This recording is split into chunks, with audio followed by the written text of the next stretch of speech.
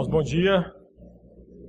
Graça e a paz do Senhor possa nos acompanhar durante todo esse dia. Eu quero convidar você a abrir sua Bíblia lá em Marcos 14, os versículos 22 a 26. Eu gostaria que você deixasse aberto nesse texto, que é o texto que nós iremos estudar nesta manhã. Para você que já é membro professo de uma igreja genuinamente evangélica, a manhã de hoje vai ser instrutiva, apenas para relembrar o que significa o ato de participarmos da ceia do Senhor, esse sacramento tão importante em nossa vida cristã. Para aqueles que ainda não são, serve como um incentivo, uma exortação, um direcionamento para que você possa, o mais rápido possível, professar sua fé publicamente em Jesus Cristo e a partir daí então poder participar desse sacramento chamado Ceia do Senhor. Deixa aberto em Marcos capítulo 14, dos versículos 22 a 26. Daqui a pouquinho nós iremos para o texto e iremos ler esse texto. A situação em que esse texto foi escrito, ou o momento em que esse texto foi escrito, foi num momento extremamente importante para o povo de Israel. Era a época da Páscoa. E a Páscoa era, e ainda é para o judeu, uma refeição que comemora anualmente um momento de definição na história do povo de Israel. Vale lembrar que os israelitas haviam sido enviados pelo próprio Deus para o Egito, como o texto que nós lemos, por conta da fome. E depois Deus abençoou demais esse povo, e esse povo cresceu de forma extraordinária no Egito.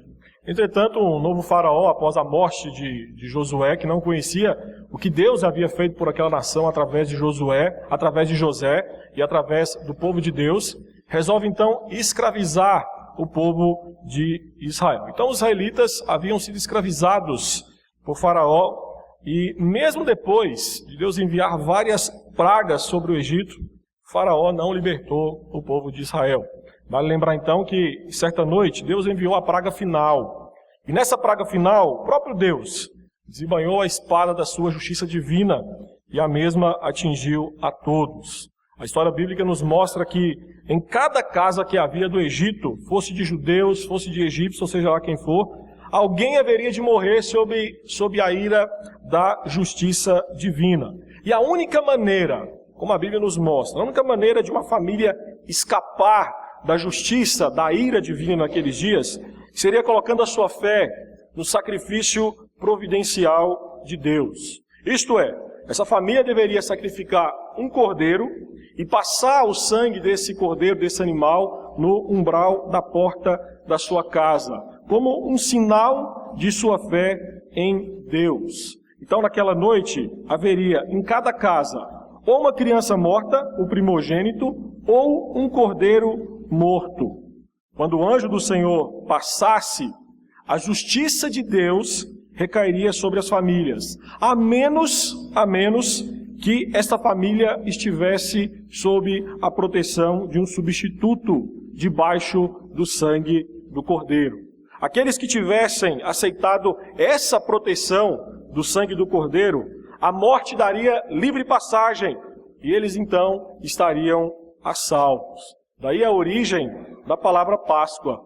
A palavra Páscoa significa passar por cima, porque o anjo do Senhor passou por cima da casa das pessoas que foram salvas unicamente com base na fé em um sacrifício substitutivo do Cordeiro. Foi assim que Deus libertou os israelitas, guiando-os para a liberdade, para a terra prometida.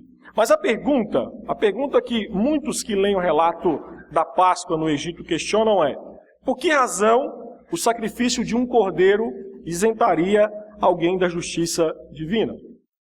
Por que a morte de um animal, o sangue derramado deste animal, de certa forma faria com que a justiça de Deus passasse por cima e não atingisse aquela família que estava, de certa forma, debaixo da proteção do sangue do cordeiro? A resposta para essa pergunta está naquilo que acontece quando Jesus e seus discípulos celebram a Páscoa. Em Marcos, capítulo 14, dos versículos 12 a 16, Jesus enviou 2 discípulos para organizar tudo o que era necessário para juntos celebrarem a Páscoa. A refeição da Páscoa não poderia ser preparada de qualquer maneira. Existia um formato, existia uma maneira certa, um formato distinto para que a Páscoa pudesse ser, então, celebrada. E ela incluía algumas coisas interessantes que às vezes nós nem mesmo sabemos disso. Incluía, por exemplo, 4 cálices ou 4 momentos em que a pessoa encarregada de presidi-la, segurando um cálice, se levantava e explicava o significado daquela festa. Os 4 cálices de vinho representavam as 4 promessas feitas por Deus em Êxodo capítulo 6, dos versículos 6 a 7. Eram as promessas de tirar o povo de Israel do Egito, libertando-os da escravidão, redimi-los pelo poder de Deus e firmar um novo relacionamento entre Deus e este povo. O banquete da Páscoa começava então com o erguer do primeiro cálice, e era feito pelo chefe da família ou pelo chefe do grupo. E este homem então, ao levantar esse primeiro cálice, pronunciava a seguinte fórmula de ação de graças: louvado seja tu, Yahvé, nosso Deus, Rei do mundo, que criaste o fruto da videira. A seguir, tomava-se então a entrada de refeição, verduras e ervas amargas, junto com uma sopa bem simples. Então, enquanto não se servia o banquete principal, o segundo cálice era levantado. Depois do líder dava início à liturgia da Páscoa propriamente dita. E então um participante se levantava e perguntava àquele que estava presidindo a cerimônia: por que estamos celebrando esta refeição? Então o homem, o chefe da família, o chefe do grupo que presidia a cerimônia da Páscoa, respondia explicando o relato da saída do Egito. E o texto usado, geralmente usado, era Deuteronômio capítulo 26, dos versículos 5 a 11, texto que nós lemos na liturgia. Ele era usado para abençoar os elementos, o pão, as ervas e o cordeiro. Então era explicado que eles eram lembretes simbólicos de vários aspectos da escravidão e libertação dos antigos israelitas. A ênfase era posta no Cordeiro Pascal, que lembrava a misericórdia de Deus. Também se falava das ervas amargas, que lembrava o sentido amargo da escravidão debaixo do jugo de Faraó. E depois se explicava sobre os pães asmos, os quais lembravam a rápida libertação do Egito. Depois dessa liturgia, erguia-se o terceiro cálice e acontecia o banquete. Marcos reconta o que aconteceu quando Jesus, que estava presidindo a refeição da Páscoa com seus discípulos, levantou a terceira taça, ou o terceiro cálice. E eu então chamo a sua atenção lá para Marcos, capítulo 14, versículos 22 a 25. Vamos ler esse texto, eu quero que você acompanhe aí na sua Bíblia. Marcos 14, dos versículos 22 a 26, está escrito: e enquanto comiam, tomou Jesus um pão, e abençoando-o, partiu e lhes deu, dizendo: tomai, isto é meu corpo. A seguir tomou Jesus um cálice, e tendo dado graças, o deu a seus discípulos, e todos beberam dele. Então lhes disse: isto é o meu sangue, o sangue da nova aliança, derramado em favor de muitos. Em verdade vos digo, que jamais beberei do fruto da videira, até aquele dia em que o hei de beber, novo no reino de Deus. Tendo cantado o hino, saíram para o Monte das Oliveiras. Aqui o que Jesus Cristo faz é dar um novo significado à Páscoa, aplicando aquela cerimônia a si mesmo. A partir de Cristo, a Páscoa torna-se o sacramento da ceia do Senhor e passa a ter um simbolismo bastante importante para o povo redimido do Senhor. Passa a ter um simbolismo extremamente importante para nós, como Igreja do Senhor. E nessa manhã, eu quero então, a partir de Marcos, capítulo 14, dos versículos 22 a 26, explicar para você, pelo menos 3 significados, ou 3 simbolismos importantes que temos que relembrar a respeito da ceia do Senhor. Primeiro, os versículos 23 a 25, nós vamos ver que a ceia simboliza a existência de uma nova aliança entre Deus e nós. Repare que no texto há uma expressão dita por Jesus: não beberei ou comerei até o dia em que. Essa expressão, ela é bastante importante nos tempos antigos, porque quando alguém nos dias de Jesus falava isso, significava que esta pessoa estava fazendo um juramento. Por exemplo, você vai lá em Atos 23, alguns homens, lá em Atos 23, estão extremamente zangados com Paulo. Então eles fazem uma promessa, que não iriam comer e nem beber até que matassem Paulo. É como se fosse hoje, é como se nós disséssemos: olha, eu farei isso nem que seja a última coisa que eu faça em vida. A diferença é que nos tempos de Jesus, nos tempos antigos, isso era considerado um juramento. Era tomado com tanta seriedade que era literalmente selado com sangue. Esse juramento significava que a pessoa estava fazendo uma aliança, um pacto solene de obrigação entre ela e a outra parte. Era como a assinatura de um contrato. Essa aliança era feita e selada normalmente pela morte de um animal, que era cortado ao meio, e as pessoas então passavam entre os pedaços do animal, fazendo ali então uma aliança. E enquanto andavam no meio daquele animal partido, os dois então estavam fazendo o seu juramento. Ou às vezes, costumava-se derramar o sangue do animal morto sobre a pessoa que estava fazendo o juramento.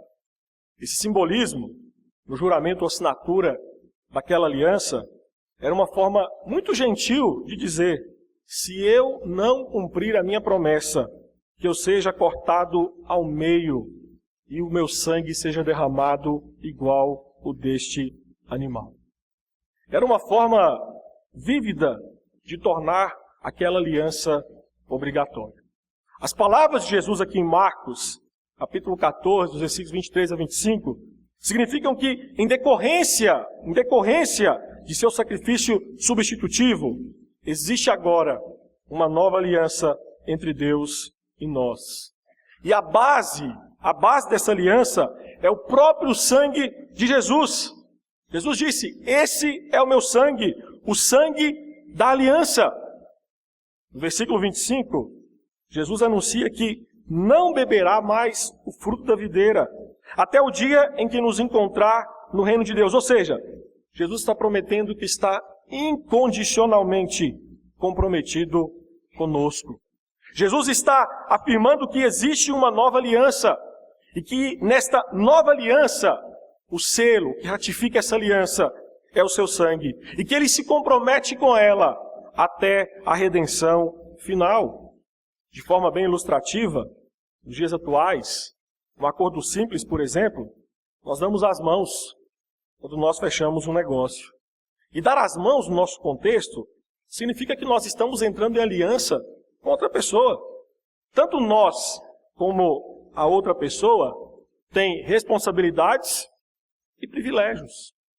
A cerimônia da ceia do Senhor pertence a esse mundo das alianças. Na ceia, Deus está dando as mãos sobre uma aliança que fez conosco em Cristo. Certamente nesta nova aliança há duas partes, isto é, nós também estamos, pela fé, dando as mãos a Deus. Mas a diferença é que nessa nova aliança são as mãos de Deus que seguram as nossas mãos. Por isso que a ceia do Senhor é uma refeição de aliança, porque ratifica a aliança de Deus conosco em Cristo Jesus.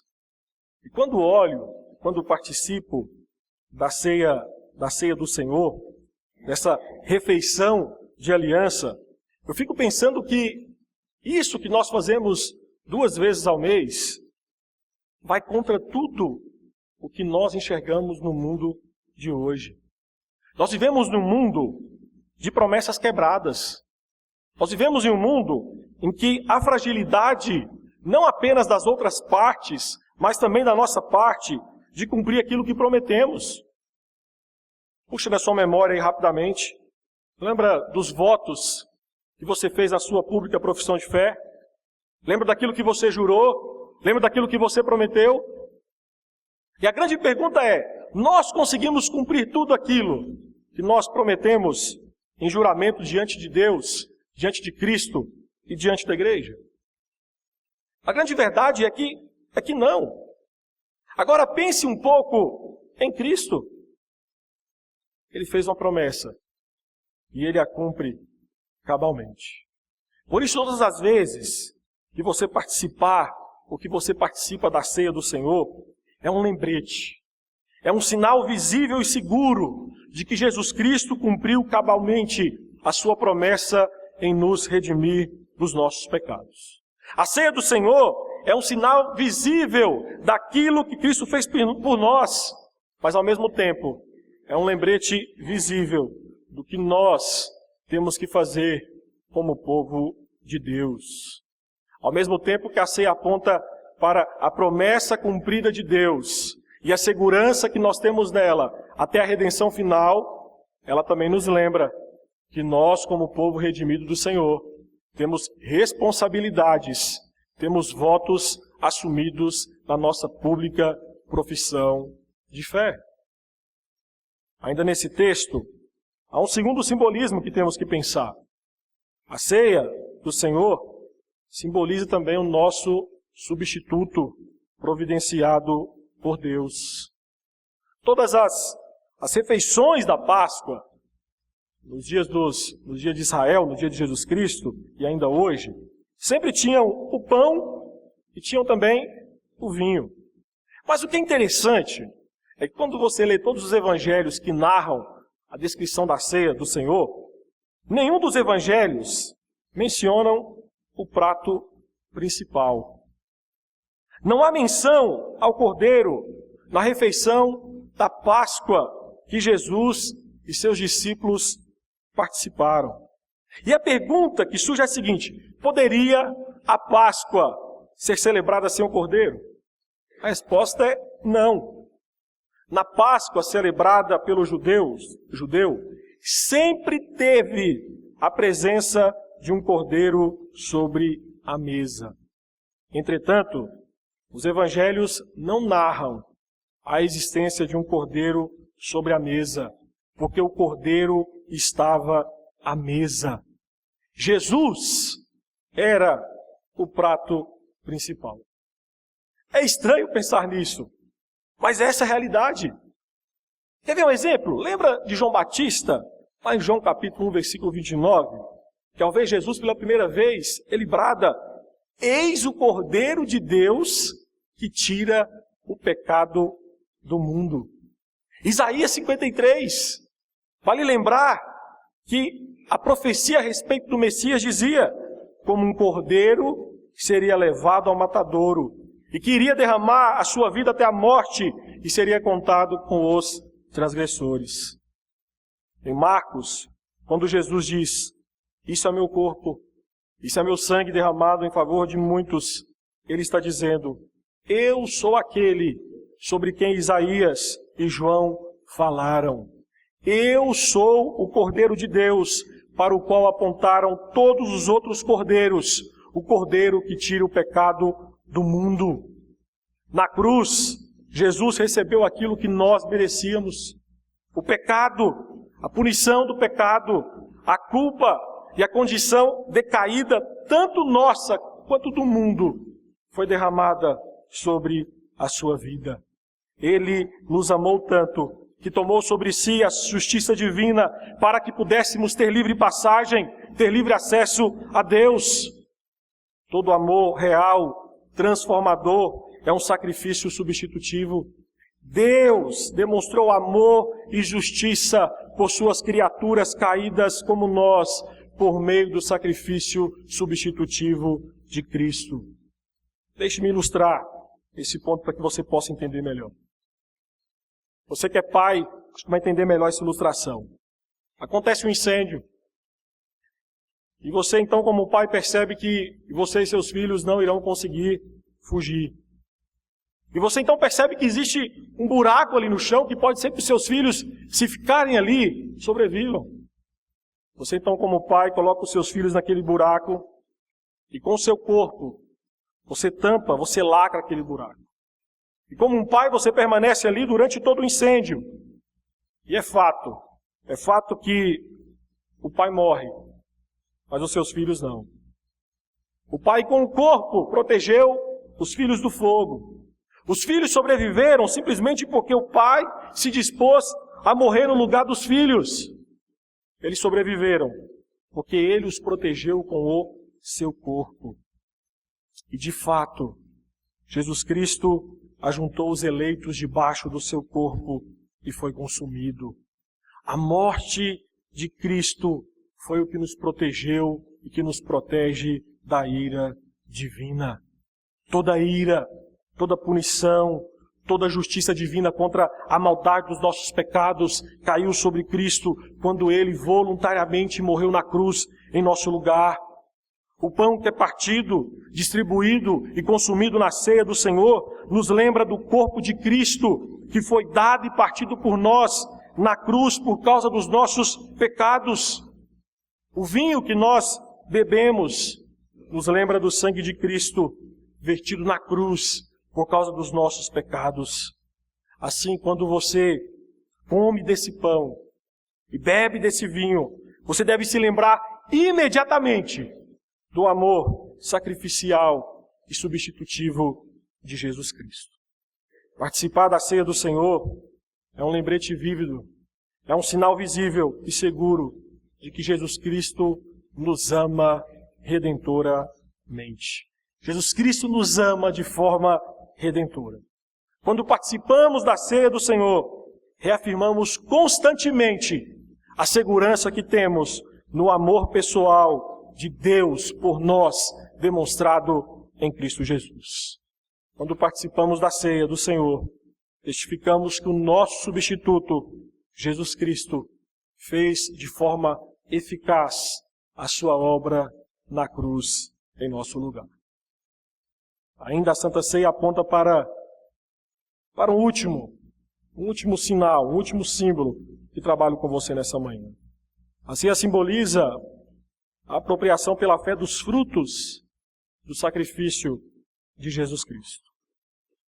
A primeira refeição da Páscoa no Egito não foi apenas um ritual. Nada disso. Foi de fato uma refeição. Foi de verdade uma refeição.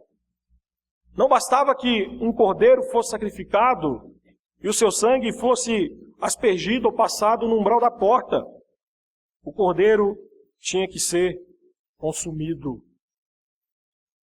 Do mesmo modo, a ceia do Senhor é uma forma de tomar parte da morte de Cristo para si e se apropriar dela pessoalmente. Marcos narra que Jesus disse, tomou Jesus o pão e abençoando o partiu e lhes deu dizendo, tomai, isto é o meu corpo. O próprio Cristo disse, tomai.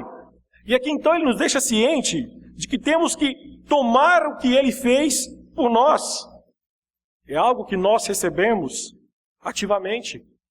Ao recebermos o pão e o vinho da ceia do Senhor, pela fé, nos alimentamos espiritualmente dos benefícios do sacrifício de Cristo. Aqui, apenas segue-se a seguinte lógica. Ninguém tira proveito dos benefícios de um alimento se não consumi-lo, se não digeri-lo. Por exemplo, você pode ter um prato cheio de comida à sua frente e mesmo assim você poderá morrer de fome, pois para nutrir-se de uma refeição, você precisa consumi-la, você precisa tomar para si ela, precisa comer. Então compreenda que qualquer tipo de refeição só fará algum bem a você, se você pegar aquele alimento, tomá-lo, consumi-lo, digeri-lo. Por isso que quando Cristo disse, tomai, Ele está dizendo, este é o verdadeiro alimento espiritual que você precisa. O compromisso incondicional de Cristo por mim. Contudo, ninguém pode se apropriar dos benefícios da morte de Cristo, a menos que Cristo chame essa pessoa a ter um relacionamento pessoal com Ele. E a ceia é esse convite. Participar de uma refeição com alguém, particularmente nos dias de Jesus, é ter relacionamento. Ainda hoje, quando sentamos à mesa para comer com alguém, é porque nós nos relacionamos com essa pessoa. Dessa forma, Jesus está dizendo que precisamos ter um relacionamento pessoal com Ele, se queremos desfrutar de todos os benefícios de seu sofrimento perfeito, substitutivo e sacrificial por nós. Estes benefícios não são apenas para o presente. Nós não desfrutamos apenas do presente, dos benefícios de Cristo quando participamos da ceia. Não. Lembre-se que também aponta para o futuro. O próprio Cristo disse, olha, logo, logo, nós estaremos participando de um outro banquete. Então compreenda que a ceia do Senhor, esse banquete está do nosso lado, também aponta para o banquete final, que iremos desfrutar com Cristo na eternidade. A ceia do Senhor nos dá uma antecipação e uma dose pequena, mas muito real, desse banquete futuro.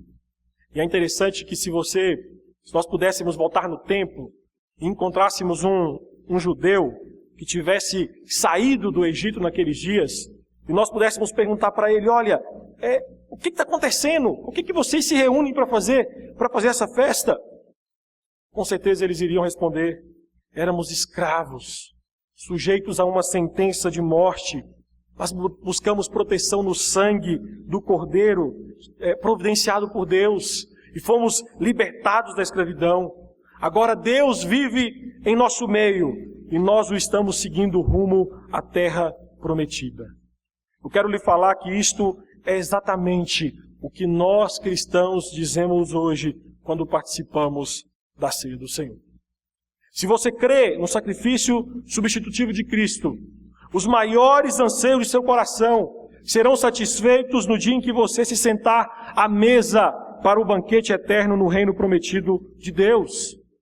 Por isso, meu querido irmão, aproprie-se pela fé de todos os benefícios da morte de Cristo ao participar da ceia do Senhor. A nossa confissão de fé, no capítulo 29, capítulo que fala sobre o sacramento da ceia do Senhor, na seção 1, diz que a ceia do Senhor é para selar todos os benefícios provenientes desse sacrifício em relação aos verdadeiros crentes, para a sua nutrição espiritual e crescimento nele. No mesmo capítulo, na seção 7, destaca que os que comungam com dignidade, participando externamente dos elementos visíveis deste sacramento, também pela fé íntima, real e sinceramente, não carnal e fisicamente, mas espiritualmente, se alimentam de Cristo crucificado e recebem todos os benefícios de sua morte. Há um teólogo grego, de forma brilhante, explicou isso que a nossa confissão de fé nos fala. Disse que quando recebemos o pão e o cálice na mesa do Senhor, nós temos a verdade do Evangelho como um sinal e selo para nós. A morte de Cristo é encenada diante dos nossos olhos. Entretanto, ela não está apenas representada diante de nós, mas também é selada. Quando tomamos o pão e bebemos o cálice, nós sabemos que tão real quanto é o pão, foi o sacrifício do corpo de Cristo no madeiro por nós. Quando nós bebemos o cálice, sabemos que assim como cheiramos esse vinho, e ele flui por nossos lábios, toca nossos dentes, provoca nossas papilas gustativas, desce por nossas gargantas, o sangue de Cristo derramado por nós é real. ao percorrer por nossos corpos e trazer-nos nutrição e vida, a verdade que a graça de Cristo não apenas nos salvou, mas nos sustém, é selada a todos que têm parte na fé. Nós temos diante de nós um sinal visível de que estamos verdadeiramente em união vital com Cristo. O nosso ato de tomar o pão e o cálice é uma proclamação que dizemos: Deus, eu preciso de Ti. Deus, eu confio em Ti. Eu confio em Senhor Jesus Cristo para perdoar os meus pecados e dar à minha vida a saúde, tanto a minha vida física quanto a minha vida espiritual, pois somente pelo Teu corpo partido e Teu sangue derramado eu posso ser salvo. Todas as vezes que participamos da ceia do Senhor pela fé, selamos e simbolizamos a nossa participação espiritual nos benefícios da redenção conquistados por Jesus Cristo. Desta forma, preparando o nosso coração para participarmos da ceia do Senhor, eu quero apenas te lembrar o que ela significa. Significa a existência de uma nova aliança entre Deus e nós. Simboliza o nosso substituto providenciado por Deus, o corpo e o sangue do Cordeiro de Deus, partido e derramado em nosso favor. E ao mesmo tempo, instiga em nós a nossa fé, para que possamos nos apropriar pela fé dos frutos do sacrifício redentivo e substitutivo de Cristo Jesus. Há um hino no nosso cenário, o hino 346, Ceia do Senhor, que nos ajuda a pensar um pouco em tudo aquilo que pregamos nessa manhã. E nós iremos cantá-lo como resposta àquilo que nós ouvimos. E uma parte desse hino diz: não nas mãos, mas em minha alma, tomo o corpo de Jesus, e em figura bebo o sangue derramado sobre a cruz. Do Senhor, o excelso Mestre, comemoro o grande amor, proclamando a sua morte pelo pobre pecador. Vem Jesus, Senhor bondoso, meu espírito instruir, para que nos dois emblemas eu te possa discernir. E permite que hoje eu tenha, no fruir da salvação, com os crentes e contigo, verdadeira comunhão. Vamos em pé, vamos juntos cantar esse hino em resposta àquilo que nós ouvimos. Também aos irmãos que vieram preparados para ofertar e dizimar. No momento que nós estivermos cantando este hino ao Senhor, os irmãos terão a oportunidade de vir à frente e entregar os seus dízimos e as suas ofertas.